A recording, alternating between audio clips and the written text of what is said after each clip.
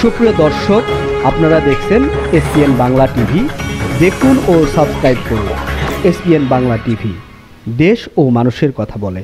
তাদেরকে ধন্যবাদ যে এত সুন্দরভাবে আমাদের সংস্কৃতিকে তুলে ধরার জন্য, যে আমরা সবাই একসাথে হয়েছি। আমাদের এখানে অনেক সাংস্কৃতিক ব্যক্তিত্ব আছেন যারা দেখা যাচ্ছে যে আমাদের সংস্কৃতিকে এগিয়ে নিয়ে যাচ্ছেন, যাদের একান্ত চেষ্টায় আমাদের সংস্কৃতিকে বিশ্বের দরবারে তুলে ধরছি।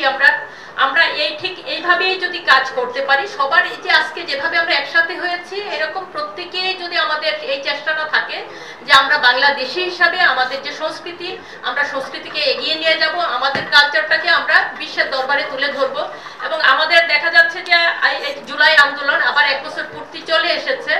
আমি আবার ওইদিকে চলে যাচ্ছি যে আমাদের সংস্কৃতিতে যদি আমাদের যা আছে, যে আমরা প্রত্যেকের সম্মান করব, প্রত্যেকের প্রতি সেই ভালোবাসা, সম্মান, এবং প্রত্যেক জাতি ধর্ম সবাই একসাথে হয়ে আমাদের দেশের জন্য কাজ করব, সংস্কৃতির জন্য কাজ করব।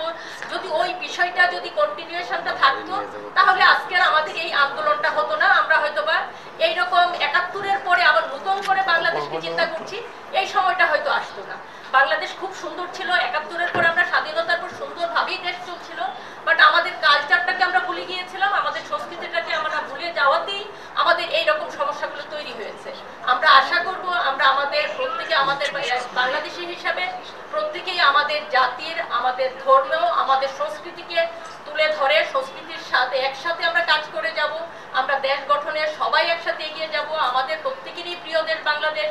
এই দেশকে আমরা সুন্দরভাবে এগিয়ে নেওয়ার জন্য প্রত্যেকের সহযোগিতা, প্রত্যেকের ভালোবাসাই আমাদের